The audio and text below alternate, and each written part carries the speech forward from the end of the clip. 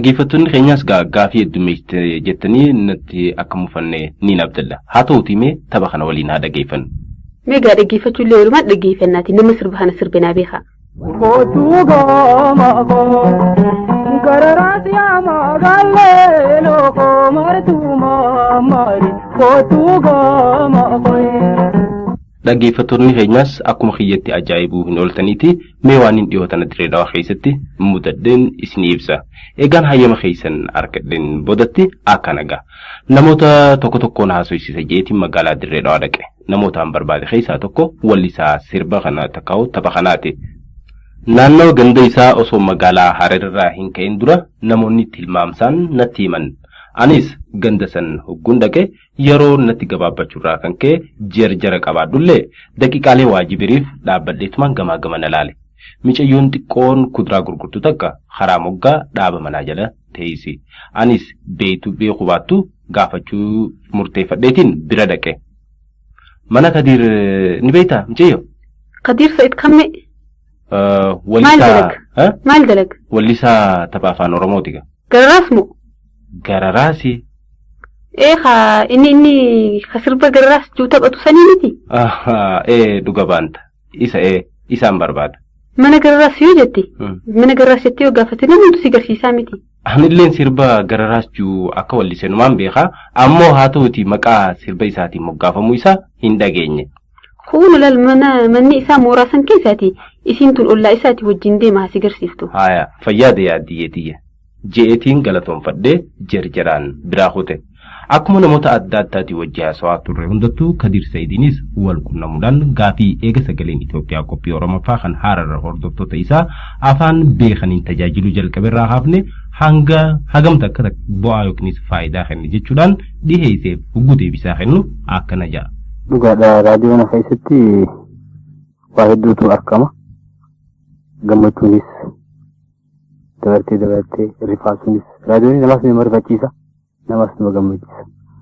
Nama afaan isaa beekutti yoo waqtii yeroo isaa san eeggatanii yoo jala deeman biyya akkanaa keessatti sosoofina dachiidhaa waggaa himu namni gadi ni rifata. Dhugaadha haalli gadii guddaa nama rifachiisa biyya garii keessatti ammas. Waa'ee guddina lolaa takkaa'uu garbaatiin liqimsa mana waggaa jiru ni rifatan. Asumatti ammas deebitee muuziqaa takka bareedduu gaarii keessatti asuma gammadda ammas. Karaa hundaanuu waliigalattuu raadiyoon nama hordofatetti barnoota guddaadha qaba. Dhukkubni haaraan tokko yoo dhalates uummanni akka ofirraa ittisu daddaffiitti uummataaf dabarsa. Walumaa galattuu raadiyoonni eegalarraa eegalee hanga ammaatti keenya kunis afaan itti hordofnu keessa haala gaariirra jira. Tafuula duraatiif garuu namuu qooda isarra jiru dhaggeeffattoonni jechuu kiyya hawallee qabus walleedhaan kan walaloo qabu walaloodhaan sheekkoollee kan qabu sheekkoodhaan namuu karaa adda addaatiin dandeettii qabuun irratti walii galee guddina afaaniitii fi guddina aadaatiif illee tattaafachuudha qaba. Hojjettoonni mana raadiyoon keessaa dalagan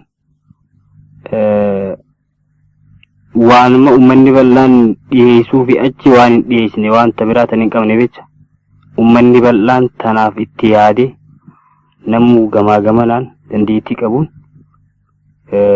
yaadaan gabbisuudha qaban jedhan. Obbo Kadiir baay'een si galatoomfadha.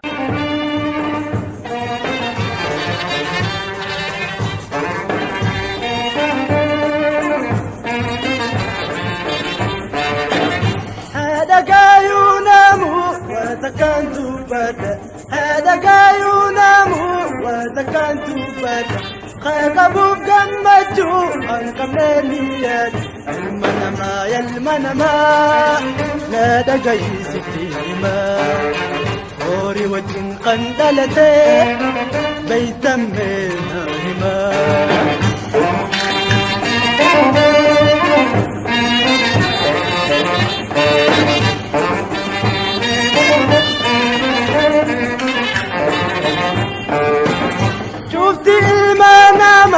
الريو أركات شفت المنامة الريو أركات قدبوا أنته قدموا ذبيت المنما لا دقيت الديما هوري وجن قندلتي بيتم نائما